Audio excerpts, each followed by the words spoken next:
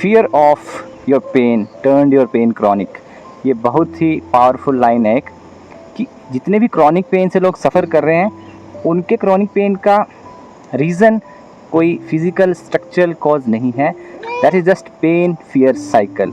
Pen fear cycle क्या है, एक एग्जांपल से आपको समझाता हूँ कि हम सोचते कैसे हैं, हमारे थॉट्स पैटर्न, हमारे थॉट्स कैसे होते हैं कि what if my pain doesn't go away, क्या होगा अगर मेरी पेन कभी ठीक ही नहीं हुई, मेरी ज़िंदगी कैसे चलेगी, क्या होगा कि मैं वर्स हो जाऊँ, मेरी कंडीशन वर्स हो जाए। जो भी आप गूगल पे पढ़ते हो या नेट पे फॉर्म पे लोगों के कमेंट्स पढ़ते हो यूट्यूब के डिफरेंट उनमें, तो वो जो क्रॉनिक पेन के वर्स होने का है ना, कैटास्ट्रोफाइज करने का हमारा आदत है, वो हमारे पेन को क्रॉनिक बनाती है। ओके गो नाउ, इधर आ जा।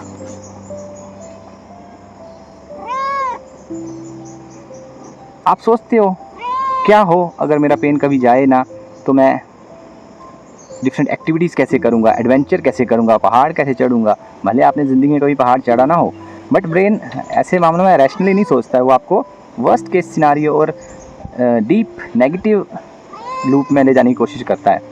तो जब हम सोचते हैं ऐसा, तो फिर हम क्या करते हैं, हम फोकस करते हैं पेन पे, और जब हम फोकस करते हैं तो उससे हमारा फियर बढ़ता है, और जब हमारा फियर बढ़ता है तो हम फिर से फोकस करते हैं, जिससे हमारा फिर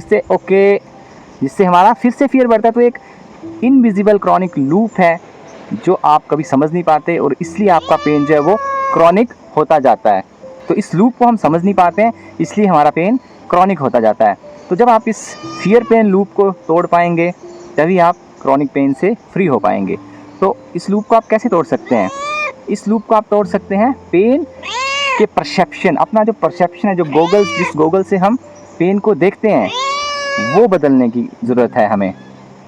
क्या हुआ आपको?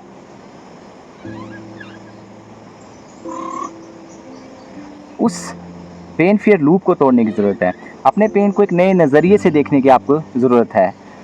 इसके लिए आपको अपने इमोशंस को फील करना है, मैनिफेस्ट होने देना है, क्योंकि ब्रेन कुछ इमोशंस को ड्यूरिंग ग्रोइंग अप ना, हमारी बड़े होने की प्रक्रिया में कुछ इमोशंस हम लर्न करते हैं अपनी फैमिली में कि वो सेफ़ नहीं है।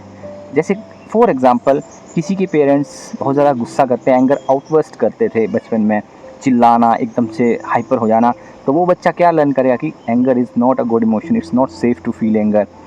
तो जब वो बड़ा होगा तो वो अपने गुस्से को सबकॉन्शियसली दबाता चला जाएगा, क्योंकि उसने लर्न किया है, उसकी कंडीशनिंग हुई है कि anger is a dangerous emotion, it's not safe to feel it.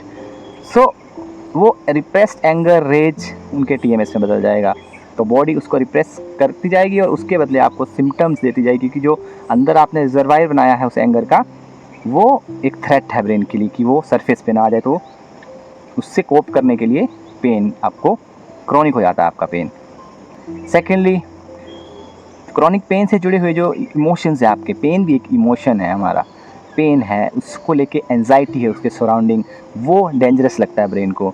जैसे आपको पेन हो रहा है, वो बढ़ रहा है, आपकी एंजाइटी लेवल बढ़ रहे हैं, तो ब्रेन और थ्रेट परसीव कर रहा है और आपके मसल्स को स्टिफ कर रहा है। तो आपको ये लर्न करना पड़ेगा कि पेन को एक अलग लेंस से कैसे देखना है, उस एंजाइटी को अलग लेंस से कैसे देखना है, उसको कैसे आपको अपने आप को अलग करना है, सेपरेट करके उसको देखना है, ताकि ब्रेन को लगे कि ये सेफ़ है इमोशंस।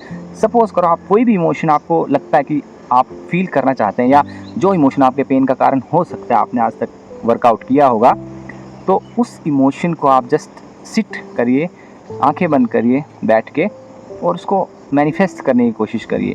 एनालाइज़ नहीं करना है कि ये कैसा है, क्यों है, जस्ट फील करने की कोशिश करिए, मैनिफेस्ट करने की कोशिश करिए। तो हो सकता है आपका ब्रेन थोड़ा उसको पहले रिटेलिएट करे, but you have to practice.